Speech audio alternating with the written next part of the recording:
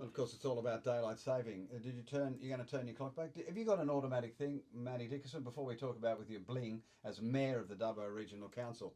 Why doesn't my car clock go back? Because you need a new car. Does yours Tesla go back? Yep.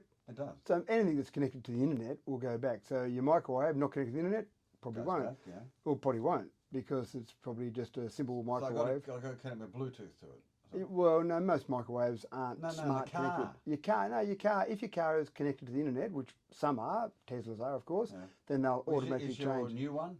The Hyundai's not, so I'll have to manually change that one. Eat my shorts.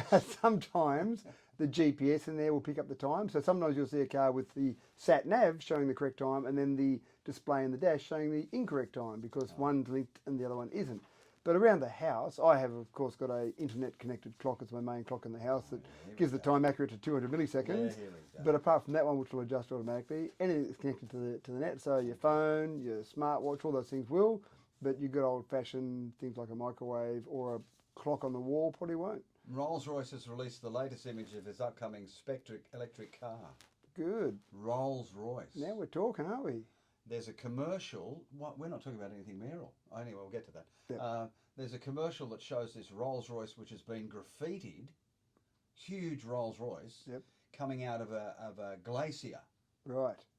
In the Swedish Alps sort of thing. Yeah. Massive, great car, and it has the world's biggest ever wheels, 23-inch rims. Wow. 2 feet of rim. Can you imagine that? That's big. That's a heavy car. So you know that for those doubters out there, for those doubting Thomases, you know when companies like Rolls-Royce say, we're moving to EVs. Yep, you've got no choice. That's right, it's going to happen, isn't it? I want a silver cloud. That'd be nice. Cloud Rolls-Royce. That'd be a week's wages for you. We've talked about this. With the rate pegging you've got, how much can you put up my rates by? Well, that's an interesting question. They've said, IPART has said 0.7%. What does that mean when I get my piece of paper? That means that approximately, and this is the really complicated part, across the entire LGA, that means, local government area, that means that the total rates pool that we have can only go up by 0.7%. Under 1%. Yeah, under 1%. But there might be a change that will come to in a moment. But that doesn't mean that individually you will only go up by 0.7%. The government legislation says the total pool can only go up by 0.7%. So people get confused about this every time rates go up, because sometimes if your value or general value of your land, your unimproved value of your land changed differently, your rates might go up by more or less than that. But we as a council can only go up by 0.7%. But the government, the New South Wales government has recognised that 0.7% does not reflect the increases we've had, just staff wages, for example, just construction costs have all gone up by way more than that.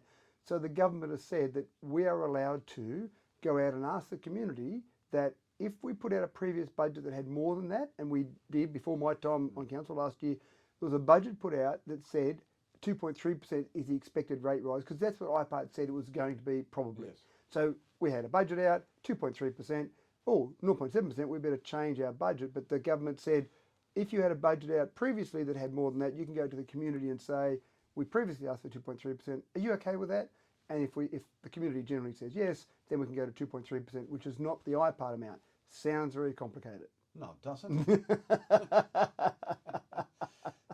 Who pays for our street lights and the lights in government buildings here? Electricity for streetlights is paid by council. By us? By us, by you and I. Right.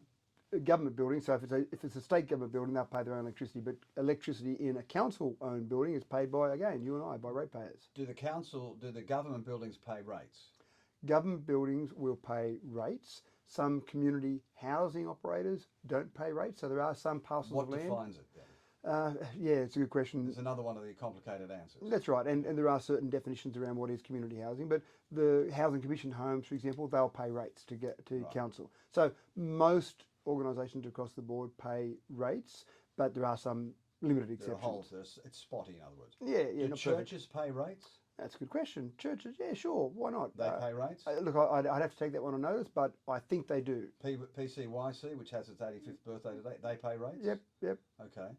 So that's all rates per square foot, or what? No, it's all based on the unimproved value of the land. So the value of general building says doesn't mean anything. No, you can build a Taj Mahal on there or have an outhouse on there.